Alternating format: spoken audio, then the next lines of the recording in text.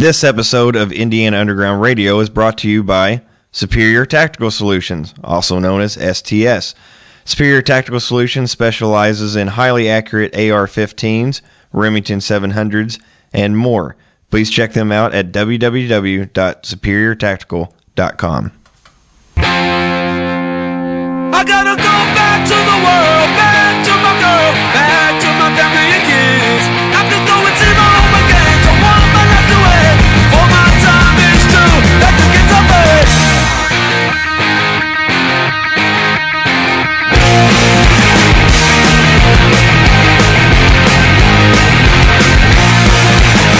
Just got the postal package from my wife and kids. It brings me comfort while I'm stuck in this desert mess. But don't get me wrong, for my mission, just signing up on my homesick condition. Gotta get out a short time, but my heart it begs for home. Gotta go back to the world, back to my girl, back to my family and kids. Have to go and see that town again, the one I left away. All my time is low, let the kids up there.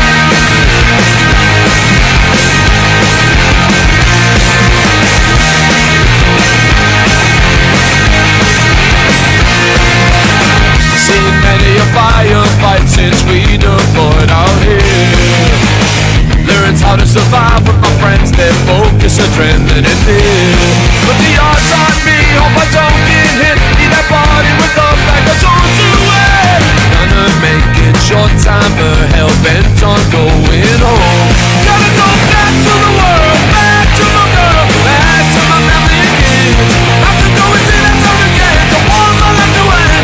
All my time is low. I'm not a policy maker, just one in order taker, doing my best to stay alive. I'm gonna make it to go this real soon. Hope someday still light ahead for me.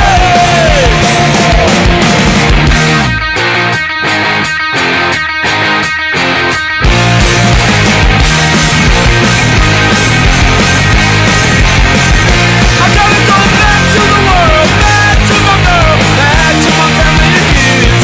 Have to go and see the town again, the one I left away.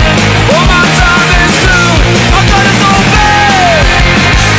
Try to turn back. Gotta go back, back to the world again.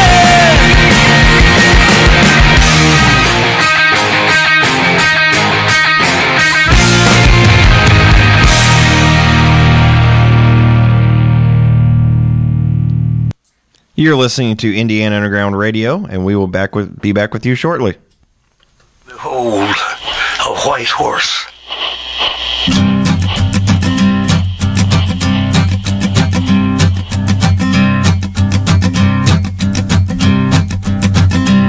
There's a man going round taking names, and he decides who to free and who to blame.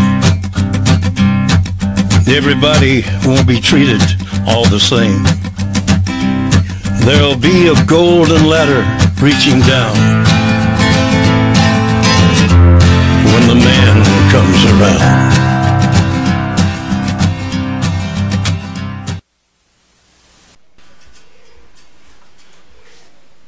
All right, and we're back. You're listening to Indiana Underground Radio, and we are back with our main story. The Mercatus Center of the George Mason University ranked Indiana as the third freest state in the Union, behind New Hampshire and South Dakota. It's all right, we'll catch you.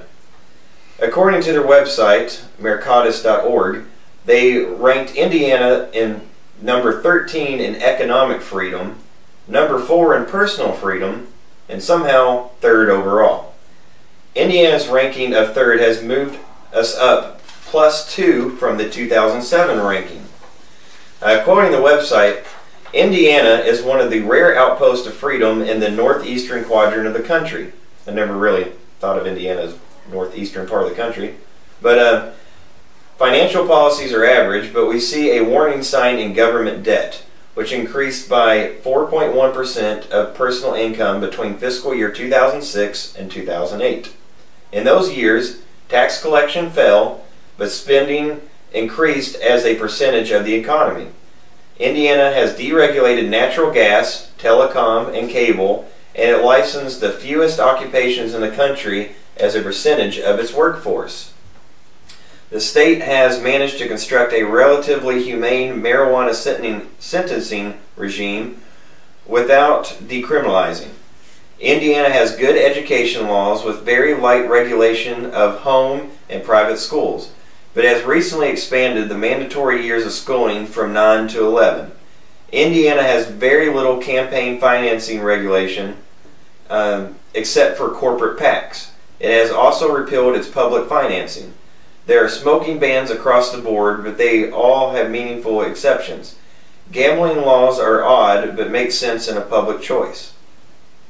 They go on to say, quote, "The state depends heavily on revenues from casinos, but it also bans social gaming, makes unauthorized gaming a felony, and has enacted a ban on internet gaming." The Mercatus Center states 3 policy recommendations. 1. Indiana spends more than average on public welfare and hospitals. We recommend constraining these budgets and using savings to retire the debt. 2. Repeal blue laws. 3. Repeal the internet gaming ban, legalize social gambling, and make aggravated gambling a misdemeanor rather than a felony. First things first. On the recommendations, yes, helping those less fortunate than you is an honorable thing to do. My issue is with involuntary charity, which is not charity at all. It's then involuntary redistribution of wealth. In my personal opinion, 2 wrongs do not make a right. Believe me, I've tried it. Doesn't work. At a certain point, you gotta say sink or swim. Yeah, right. Government taxation for social welfare tends to anger people, honestly, which can build a cold and callous attitude towards those in need. You know, that's not good. Whereas voluntary charity generally leads to warm-hearted and a gratified feeling, of helping. Secondly, it's no secret that government always spends money inefficiently. I would rather government spend less, which should logically equal less taxes. Then the individual citizen gets to keep his or her money and spend it as they see wise and fit. Individual citizens should then conduct their own research, as charities are often rated by their efficiency. Personally, I would find it insane to donate $100 to a charity if I knew only $25 of it or $5 of it would go towards the actual cause.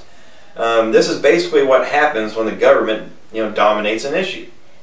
Another point I'd like to make here is that if we get taxed, say, 25% less, then logically I would not have to work as much or as often to make my ends meet. Therefore, I would have much more time to spend on, say, a volunteer fire department or helping Habitat for Humanity, etc. It doesn't make sense to me if people gripe and complain that we should help so-and-so and we got to help out this and that if they themselves are not making a charitable contribution to society, or at least their neighbors. And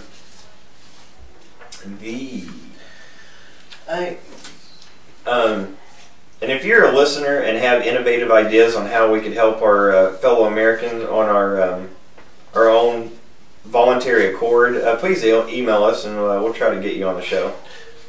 I was just going to say, I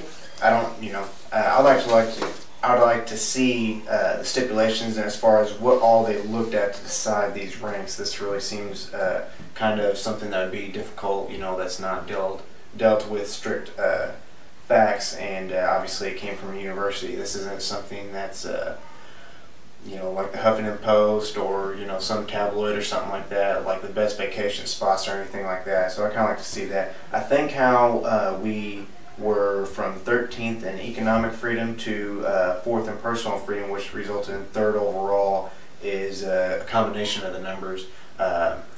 Whereas one state can be number 5 in personal freedom, they might be number 35th in economic freedom, and they kind of rounded out that way.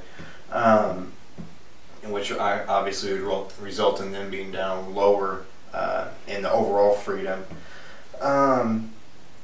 once again, I'd like to see the numbers. I'm kind of surprised that we were actually ahead of Texas, unless they not only look at as far as the freedoms you have, but the punishment of the crimes that you commit. Obviously, Texas is, one of the, stricter advocates of punishment for criminal activity. Capital punishment, especially. Yeah, exactly. And like I said, I'm sure that's comes into account, but they're also one of the most lax when it comes to right to bear arms. So I'd like to see how they ended up figuring out who's where on the board.